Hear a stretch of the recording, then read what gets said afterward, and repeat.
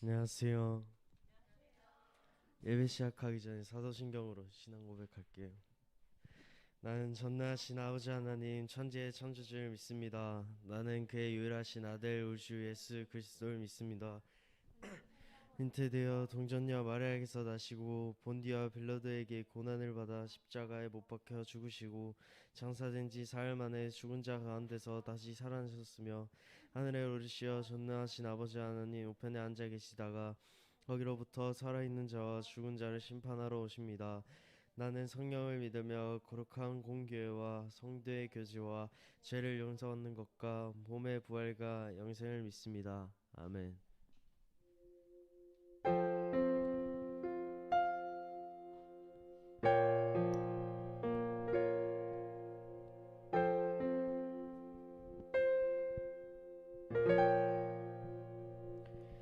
거친 바다 바라볼 때 두려움에 나 잠기고 모든 소망 사라지네. 나의 마음 무너져 내리고 슬픔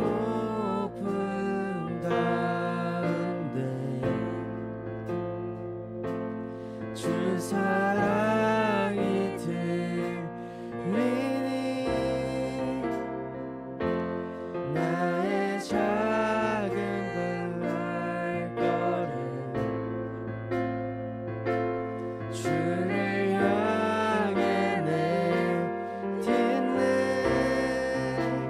깊은 곳에 나아가 내 발을 띠네.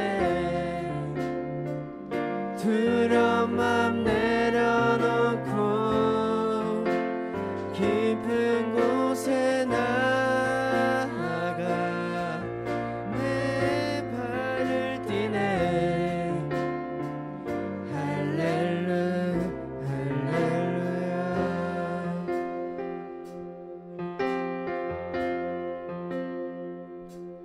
거친 바다 바라볼 때 두려움에 나 잠기고 모든 소망 사라지네. 나의 맘 무너져 내리고 내 눈물 가운데 주 사랑이 들리니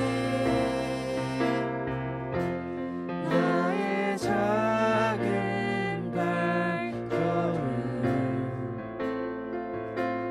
주를 향해 내딛네. 깊은 곳에 나아가 내 발을 띠네. 두려운 맘 내려놓고 깊은 곳에 나아가 내 발을 띠네. 할렐루야 할렐루야. 깊은 곳에 나아가 내 발을 띠네. 두려운 맘 내려놓고 깊은 곳에 나아가 내 발을 띠네. 할렐루야 할렐루야.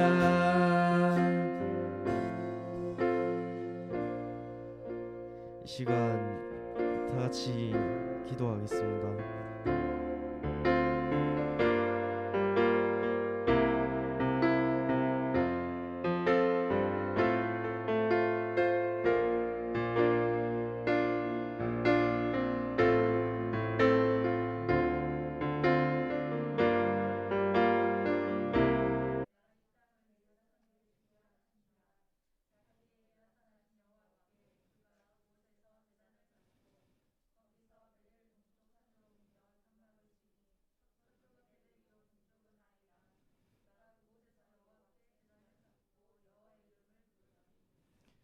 점점 남방으로 옮겨갔더라. 그 땅에 기근이 들었으므로 아브라함이 애굽에 거류하려고 그리로 내려갔으니 이는 그 땅에 기근이 심하였음이라.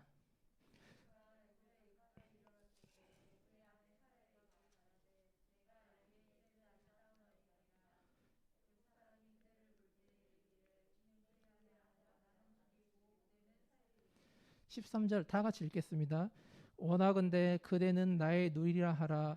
그러면 내가 그대로 말미암아 안전하고 내 목숨이 그대로 말미암아 보존되리라 하니라. 아멘.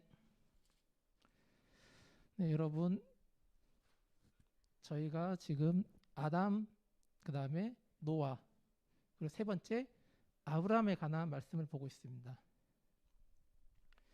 여러분에게 이 아브라함은 약간 생소한 사람일 수도 있고 또 잘하는 사람은 익숙할 수도 있습니다. 왜냐면 아브라함은 익숙한 이름으로 들리면은 아브라함이라고 명칭이 됩니다. 하지만 그 아브라함이라는 명칭이 있기 이전에 이 인물의 이름이 아브람이었습니다. 그리고 이 아브라함은 사람들이 이렇게 얘기합니다. 복의 근원 아브라함, 믿음의 조상 아브라함. 이 아브라함이라는 인물이 어떤 인물이길래 많은 사람들에게 믿음의 조상 아브라함, 복의 근원 아브라함이라는 명칭을 얻게 되었을까요? 우리가 지난 시간에 말씀 봤을 때 노아는 의인이라 칭하고 당대의 완전한 자라고 칭하였고 하나님과 동행한 자였지만 이러한 칭호를 듣지 못했습니다. 그렇지만 이 아브라함이 어떠한 인물인지 오늘 본문 말씀 12장 1절에서 13절 말씀을 통해 우리가 한번 확인해 보겠습니다. 이 믿음의 조상 복의 근원 아브라함이 그 전에 아브라민 시절에 어떠한 인물이었는지 먼저 오늘 본문 말씀을 보면은 아브라함이 하란이라는 도시에 거주하고 있었습니다. 그때 하나님이 그에게 이르시되 말씀하시되 하란이라는 도시를 떠나서 하나님이 보여준 땅으로 가라. 내가 너에게 복을 주리라. 이게 오늘의 말씀입니다. 그리고 그 말씀을 듣고 아브람은 하란이라는 도시를 떠나서 하나님이 보여주신 땅 가나안을 향해서 나아가는 여정입니다. 이 말씀에서 중요한 부분은 하나님이 아브라함에게 어떠한 복을 약속하느냐입니다. 이 약속된 복 때문에 이 아브라함이 복의 근원이라는 칭호를 얻게 됩니다. 12장 2절에 보면은 내가 너로 큰 민족을 이루고 내게 복을 주어 내 이름을 창대하게 하리니 너는 복이 될지라.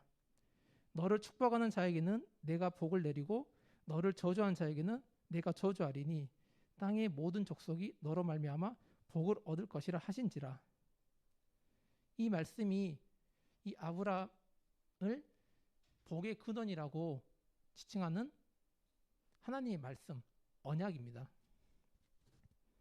그리고 이 언약을 받은 아브라함이 말씀에 따라 자신이 하란에서 모은 도시에서 모은 모든 재산을 가지고 가나안 땅으로 이동하게 됩니다.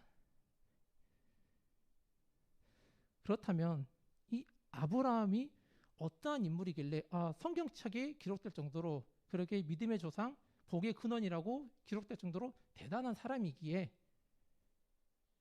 하나님의 선택을 받았고 그런 호칭을 받았냐? 그것이 아니라는 것을 우리는 이 말씀을 통해서 이 아브라함이란 인물이 오늘날 우리와 비교했을 때 전혀 다를 바가 없는 사람이라는 것을 우리는 이 말씀을 통해서 확인하고자 합니다. 먼저 이 아브라함이 거주하고 있던 하란이라는 도시는 고대 상업도시입니다. 상업도시에서 아브라함이 재산을 많이 모았습니다. 단순히 하나님 말씀을 어리석해서 그냥 하나님만 맹존하면서 사는 사람이 아니라 재산을 모을 정도로 주변 머리가 있고 상술이 뛰어난 사람입니다. 그 부분은 또 어디서 확인할 수 있냐? 우리가 오늘 본문에 읽은 말씀에 보면 13절에 보면은 12절 13절에 보면은 아브라함이 하나님 말씀에 따라 가나안으로 내려갔다가 기근이 들었을 때 애굽을 내려가게 됩니다. 그래서 애굽을 내려가기 전에 그는 그의 아내에게 이런 말을 합니다. 애굽 사람이 그대를 볼 때 이르기를 이는 그의 아내라 하여 나는 죽이고 그대는 살리니 원하건대 그는 나의 누이라 하라. 그러면 내가 그대로 말미암아 안전하고 내 목숨이 그대로 말미암아 보존되리라 하니라. 하나님 말씀에 순종하고 믿음의 조상이라 불리는 아브라함이 이 시기 하란을 떠나는 75세 이 시기에 어떠한 인물이었냐? 그는 통찰력이 있고 현실적인 사람이었습니다. 본인이 가지고 있는 것이 무엇인지 알고 있고 내가 가지고 있는 것이 어떠한 위험을 초래할지 알고 있는 사람이었습니다. 그러한 인물이 자신이 살아온 그 도시에서 모든 재산을 가지고 하나님 말씀에 따라서 삶의 터전을 버리고 떠날 수 있었던 이유가 무엇일까요? 어떠한 이유가 있어야, 어떠한 계기가 있어야 내가 가진 것을, 내 삶의 터전을 버리고 떠날 수 있을까요? 아브라함은 많은 재산을 가졌지만 한 가지 못 가진 게 있습니다.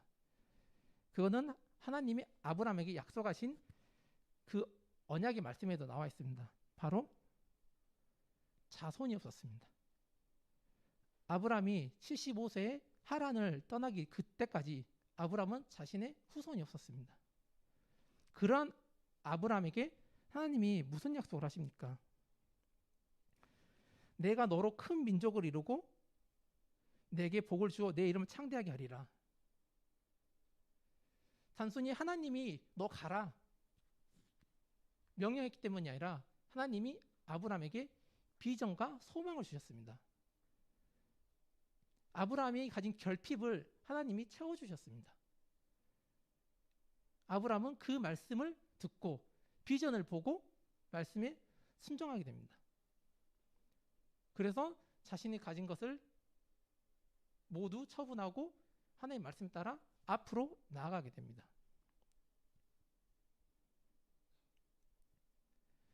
그러한 아브라함이 하나님의 말씀을 듣고 순종하면서 본인이 알지 못하는 땅으로 나아갈 때 과연 하나님이 말씀하신 복이 그대로 아브라함에게 이루어졌나요? 아브라함이 하란을 떠나서 세겜 땅을 지나서 가나안 땅에 거주하게 됩니다. 도착하게 됩니다. 하지만 거기서 하나님을 만납니다. 아브라함은 또 12장 7절을 보면 여호와께서 아브라함에게 나타나 이르시되 내가 이 땅을 내 자손에게 주리라 하신지라. 자기에게 나타나신 여호와께 그가 그곳에 제단을 쌓고 하나님을 가나안에서 만나고 하나님이 보여주신 이 땅을 너희 자손에게 주겠다 말씀하셨습니다. 그런데 오늘 말씀에서는 순종한 그 아브라함이 어떠한 삶을 사느냐? 여호와의 이름을 부르면서 그 땅에서 하나님께 영광을 돌리지만 12절 보면은 점점 남방으로 옮겨갔더라. 하나님은 아브라함에게 땅을 주고 후손을 준다고 약속하셨습니다. 하지만 현실은 아브라함이 받은 거는 아무것도 없습니다. 그러면 아브라함은 어떤 생각이 들었을까요? 만약 우리가 하나님이 약속하셨으니까 하나님 말씀에 순종해서 삶을 살아갑니다. 근데 막상 내 현실에 달라진 게 없습니다. 그렇지만 아브라함이 이 믿음의 조상이라고 할 수 있는 계기는 여기 또 하나 나옵니다. 그는 본인의 삶에서 눈앞에서 바로 즉각적으로 하나님이 약속하신 말씀이 복이 이루어지지 않지만 그가 한 행동은 제단을 쌓고 여호와의 이름을 부르짖으며 하나님께 예배를 드리며 영광을 돌립니다. 분명히 나에게 약속하신 축복이 있는데 이게 이루어지지 않았을 때 우리가 그것을 붙잡고 하나님께 원망하지 영광을 돌리기 쉽지 않습니다. 그렇지만 이 아브라함이 하나님께 영광을 돌리면서 스스로의 하나님과의 언약을 믿으면서 나아가게 됩니다. 그럼 아브라함이 이렇게 특별한 사람이기 때문에 하나님께 영광을 돌리는 사람이기 때문에 아브라함이 복의 근원이고 믿음의 조상이냐? 그렇지만 아브라함은 현실을 직시하게 됩니다. 12장 10절에서 13절 말씀을 보면은 아브라함이 그 땅에 거할 때 기근이 들었습니다. 기근 속에서 아브라함은 판단을 합니다. 하나님이 이 땅을 주신다고 하셨지만 지금 상황으로 봤을 때는 내가 여기에 있는 게 아니라 다른 곳으로 내려가야 되겠구나. 그래서 아브라함은 본인의 판단으로 애굽으로 내려갑니다. 하나님이 아브라함에게 주신다는 이 땅 가나안에 도착했지만 주변의 환경이 나와 맞지 않기에 주변에 어려움이 있기에 아브라함은 하나님의 말씀보다 자신의 판단으로 애굽으로 내려가게 됩니다.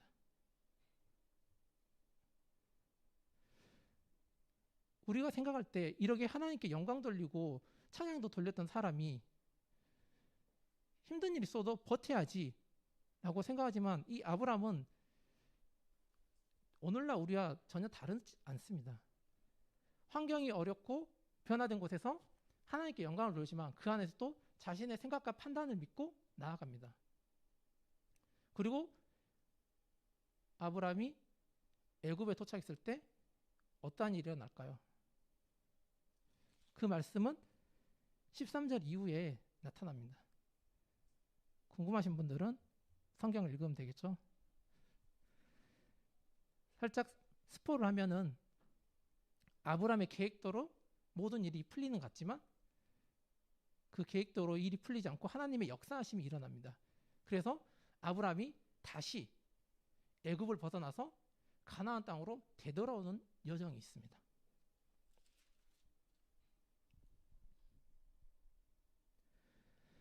우리는 생각합니다. 하나님이 복을 주시겠다 약속하셨기 때문에 우선 믿고 나아갑니다. 그래서 기다리는데 복이 나한테 임하지 않고 그래도 기다리면 주시겠지 하나님께 예배드리고 찬양합니다. 그래도 나에게 주신다는 복은 주지 않고 내 현실과 상황은 힘들어지고 어려워졌을 때 그때 그렇다면 그때 나는 어떻게 할까? 그때 내 생각으로 삶의 방향을 정하게 됩니다. 아브라함과 우리는 다르지 않습니다. 아브라함이 특별한 존재여서 특별한 사람이어서 하나님이 그를 선택한 게 아닙니다. 하나님이 그를 만나서 그를 선택하셨기에 아브라함이 특별하고 특별한 존재가 된 겁니다. 아브라함이 되기 전에 아브라함은 오늘날 우리가 똑같이 이제 한 걸음 한 걸음 나아가는 과정 속에 있습니다. 이 시간 여기에 모인 우리 중고등부 친구들도 당장 나의 미래가 어떻게 될지 모르고 교회는 나오지만 내 삶에 달라지는 건 없을 것 같고 분명히 하나님께서 복은 주신다고 하셨지만 나는 복을 받은 것 같지 않고 일단 우리는 무엇을 믿고 나아갈까요? 우리는 이 말씀에서 부정할 수 없는 두 가지 복을 확인해 보겠습니다.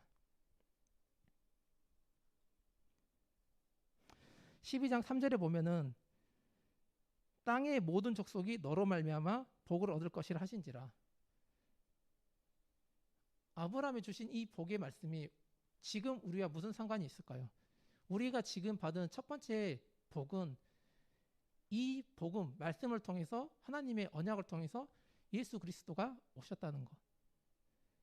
그리고 그 예수님을 통해서 우리가 주님이라 고백하고 교회에 나오면서 말씀을 듣고 예배하고 나의 노력과 나의 의지가 아니라 예수님의 공로로 구원을 받았다는 사실. 이거는 부정할 수 없는 우리의 첫 번째 복입니다.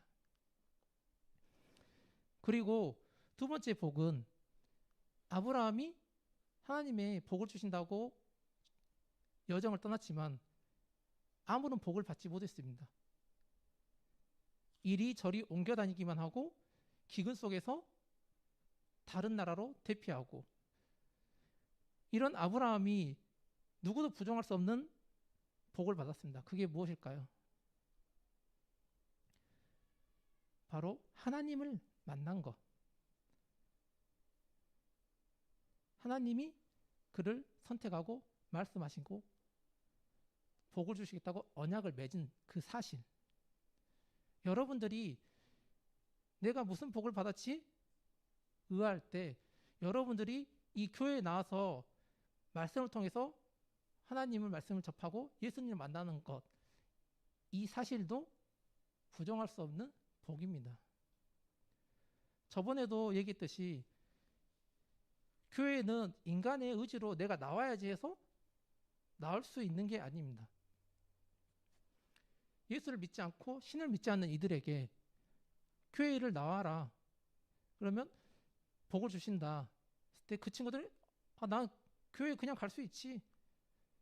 한 번, 두 번 뭐 계속 올 수 있습니다. 그러나 결국 그들은 교회를 떠나게 됩니다. 왜? 인간의 의지로 나의 노력으로 교회에 와서 예배를 드리는 것은 한계가 있기 때문입니다. 우리가 예배를 드릴 수 있는 이 사실은 아브라함이 받은 복과 동일합니다. 하나님이 아브라함에 다가왔고 하나님이 우리에게 다가왔고 우리의 삶을 주관하여 주시고 우리의 마음을 붙잡아 주시고 우리의 발걸음을 인도해 주실 때 우리가 교회에 나와서 예배를 드리고 찬양을 부리고 하나님께 영광을 돌릴 수 있습니다.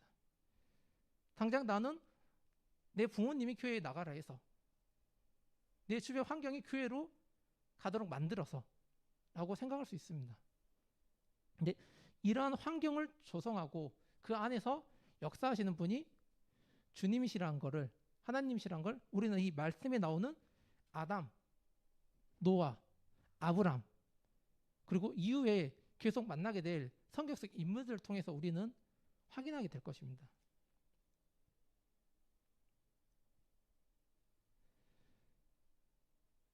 내가 무언가를 할 수 있고 내가 무언가를 해서 기쁨이 있을 때는 항상 한계가 있습니다. 어느 순간 그 기쁨이 소멸되고 어느 순간 재미가 반감됩니다.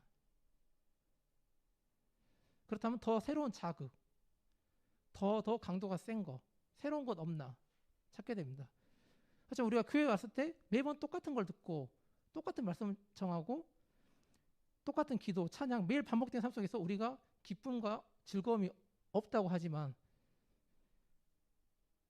이 예배 속에서 말씀 속에서 우리는 질리지 않고 변하지 않는 기쁨과 즐거움을 발견하게 됩니다.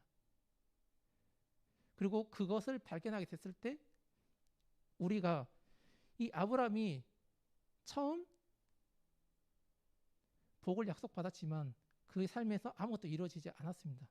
우리의 삶이 지금 아무것도 달라지지 않았지만 나의 5년 후, 10년 후 주님께서 이미 주시기로 약속하셨다는 그 복을 이 말씀을 붙잡고 우리가 살아가고 믿음으로 나아갈 때 이미 그 복이 성취되었음을 우리는 체험하게 될 것입니다.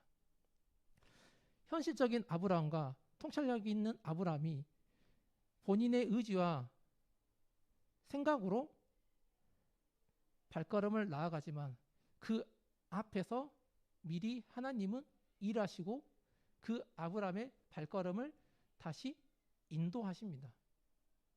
여러분 또한 마찬가지입니다. 내가 내 마음대로 살고 내 뜻대로 살 수 있습니다. 일정 시간이 지났을 때 내 삶을 되돌아보면 내가 마음대로 살고 의지대로 살았던 삶 속에서 나도 모르게 방향이 조금씩 틀어지면서 다시 예수 그리스도를 만나는 길로 돌아서는 체험을 여러분들은 반드시 하게 될 것입니다. 그리고 그 체험을 하게 된 여러분들이 그때 이 말씀을 붙잡고 더 나아가서 주님이 주신 복, 주님이 약속하신 복을 여러분들이 누리시기를 바라겠습니다.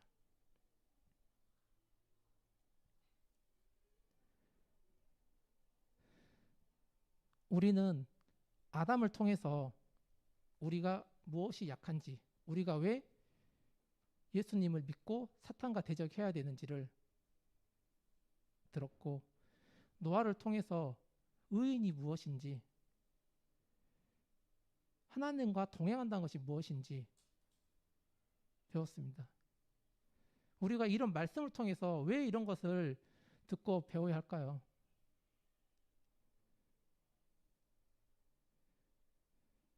여러분들이 이 말씀을 통해서 예수님 곁을 떠나가지 않도록 자신만의 이유를 찾았으면 좋겠습니다. 자기만의 확실한 이유를 붙잡고 교회에 몸만 오는 게 아니라 마음도 같이 와서 하나님께 예배를 드리는 여러분들이 되었으면 좋겠습니다. 예, 마치겠습니다.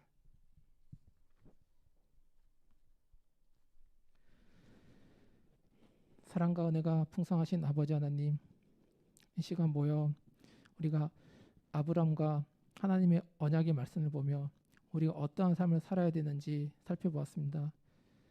아브람이 특별해서, 아브람이 대단해서 하나님이 그를 선택한 것이 아니라 하나님이 그를 택하였기 때문에 아브람이 믿음의 조상이 되고 복의 근원이 되어온 것을 우리는 확인하였습니다.